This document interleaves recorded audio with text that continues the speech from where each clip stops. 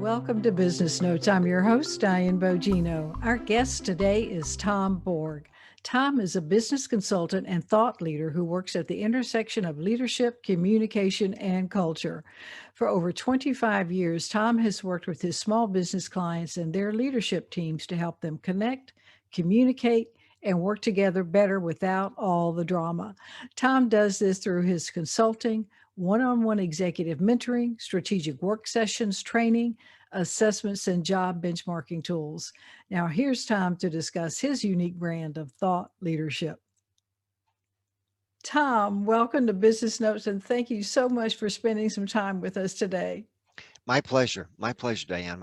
Always a pleasure to be around first class people like yourself. Oh, thank you. I appreciate that. And I want to return the compliment because I read one of your testimonials where one of your clients said that you always go above and beyond and provide extra material. So I was really impressed by that, Tom. Thank you. Yes. So let's jump into your business. So tell us what in your business, what's your purpose in your business? Well, essentially, I work with businesses and organizations at the intersection of leadership, communication, and culture. So, blending those three together, I help solve people problems in a nutshell. That's what I do with my businesses and organizations that I work with. What do you find to be one of the biggest hurdles for your clients to overcome?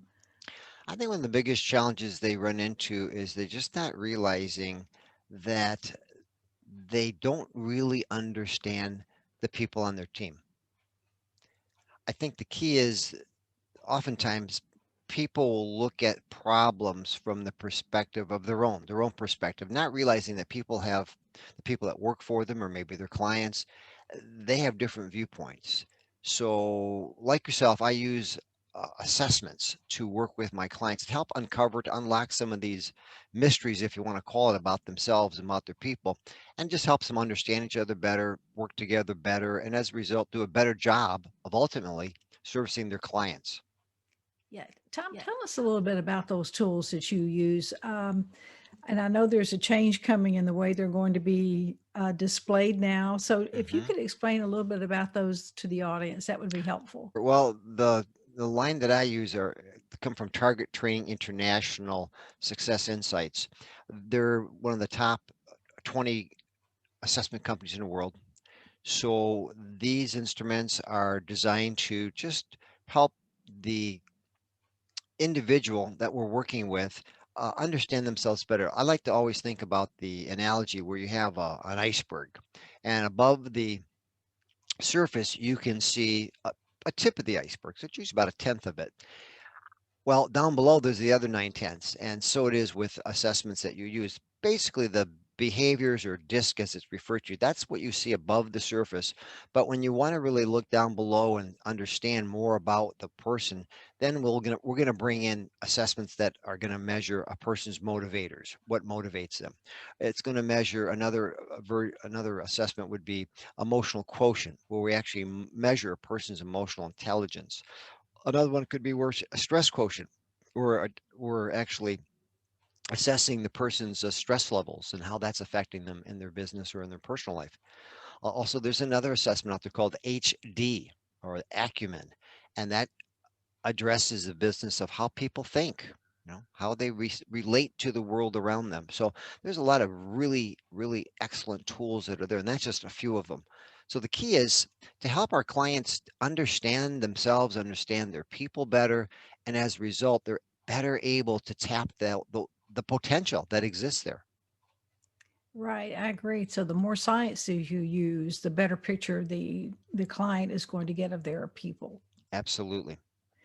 And the what is coming out new with those assessments is the way that the graphs are going to be displayed, Hmm.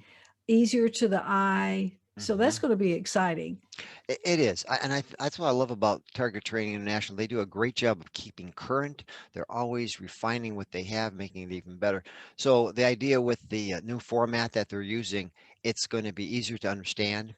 It's going to be more visual, and just something I think that will be more acceptable by the clients that we're using them with.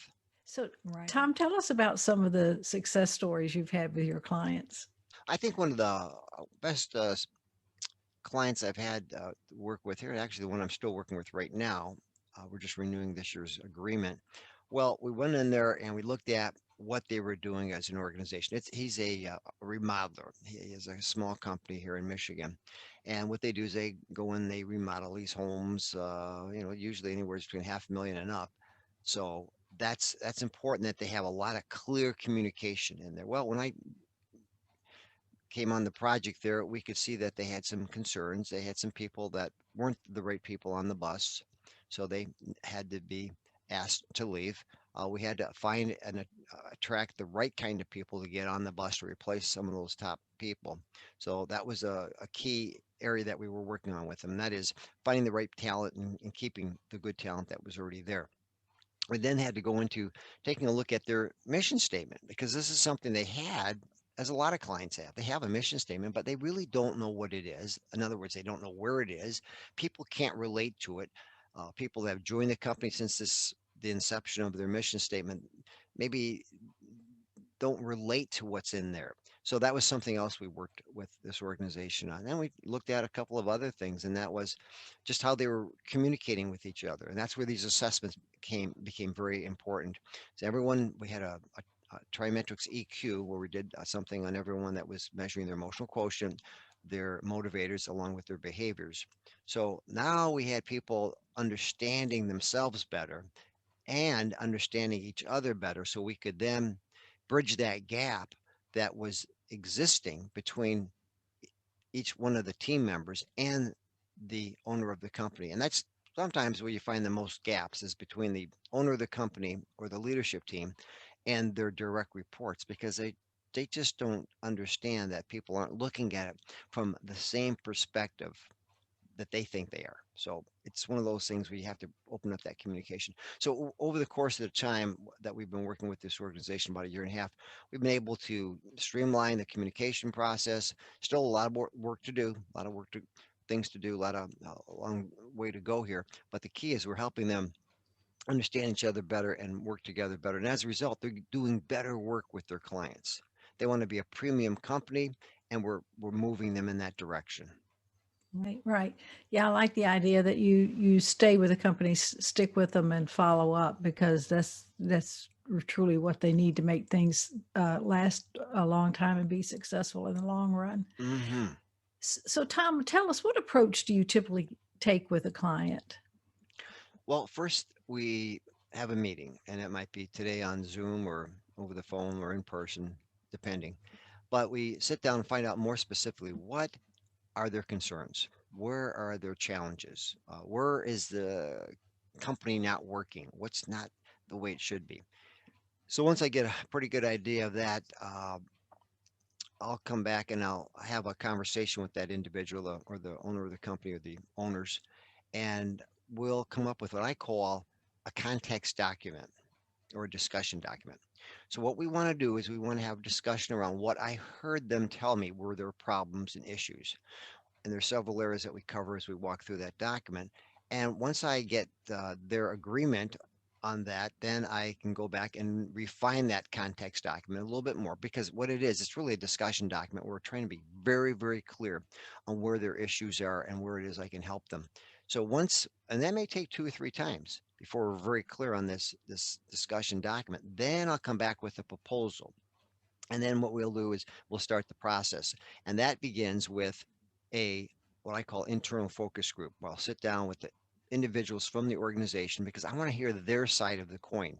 So often, the business owner has one side, and of course, then there's the other side that you hear from the employees, and then there's a third side that becomes apparent, right? So once we have this clear understanding of what the team members are seeing as some of the problems or some of the issues, then I'll go back and I'll meet with that decision maker, and it's all confidential. I just say, here's what my general findings are, and based on what I'm hearing you say, I'm hearing them say, here's what I think we ought to do. We already have the discussion document in hand, but we're going to maybe modify that just a little bit to get very specific. So once that begins, we once that it's accepted, then we start in. I usually start right in with assessments. The general assessments are that way I get a real good pulse of where people are. And plus, it helps me get to know these individuals better. So from there, we'll take those assessments and do a number of things. I will have a one-on-one debriefing with each person that takes that assessment. Then we'll end up eventually having a triad debriefing where we're bringing in that person's supervisor and that individual, and then we go through the assessment to really get some clarification and also increases I think, the bonding and the communication levels between that individual and uh, their direct supervisor. So that way, now we really have something going. From there, we'll usually work with different types of training. We've identified areas that we need to work on. So then we will set up a schedule where we'll be getting people together to work on some areas. And part of that area usually is we'll do a team debriefing where everybody gets an understanding of what each other's behavioral profile is or their motivators or those basic types of things. We don't go into the EQ. That's something we do privately, one-on-one with each individual. So that's not anything we usually do in a team environment. But essentially, we're using that approach. So it's the focus groups. We get into the assessments and communication there. Then we get into some specific training that we do with the teams.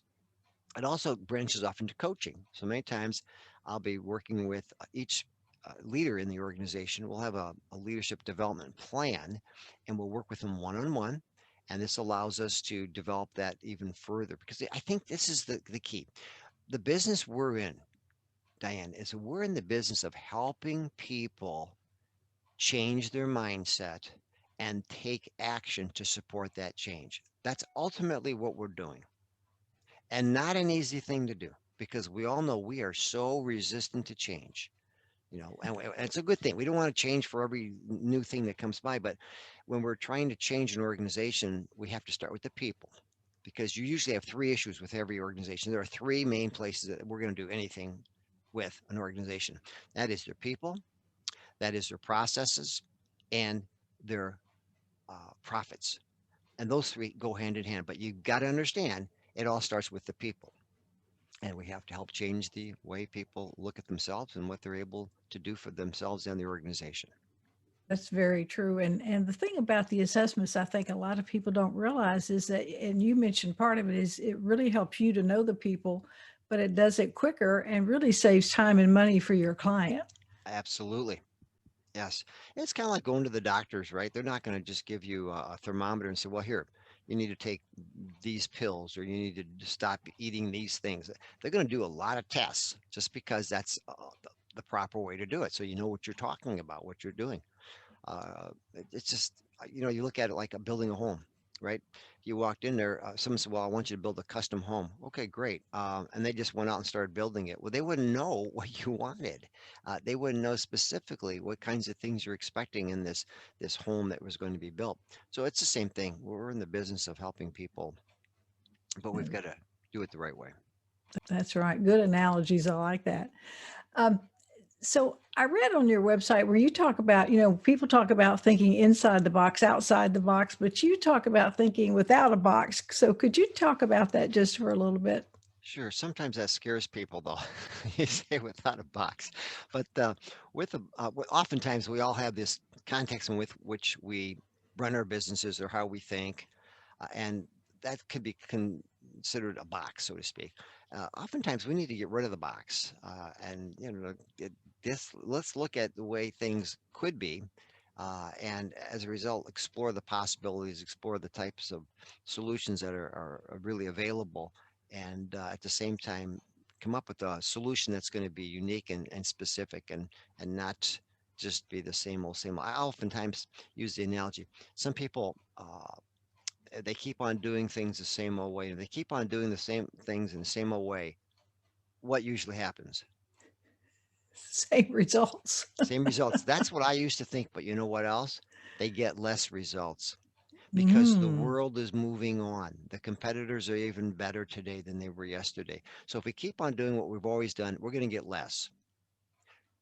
So we need to think differently. And sometimes I'll tell my clients, we need to think without a box. Let's get rid of this box thinking because it's a brave new world out there. And there's so much more potential that we have to use here that we really haven't even thought of yet. So Excellent point. I love that.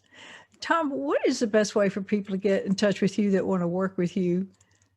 Sure, the best way is just go right to my website at www.tomborg, that's BORG.com. Okay, great. Tom, look, you have brought some important information to companies today to think about. And I think that they can see that you work efficiently and you really get down to the heart of the matter and give them tools and processes to work with to keep them successful long after the initial project is over. So I appreciate your time today. Thank you, Diane. It's a pleasure meeting with you, and I hope our listeners learn some things that they can use. Yes, thanks. Thank you for watching Business Notes. We've been speaking with Tom Borg, business consultant and thought leader. I'm your host, Diane Bogino, bringing you business ideas you can bank on.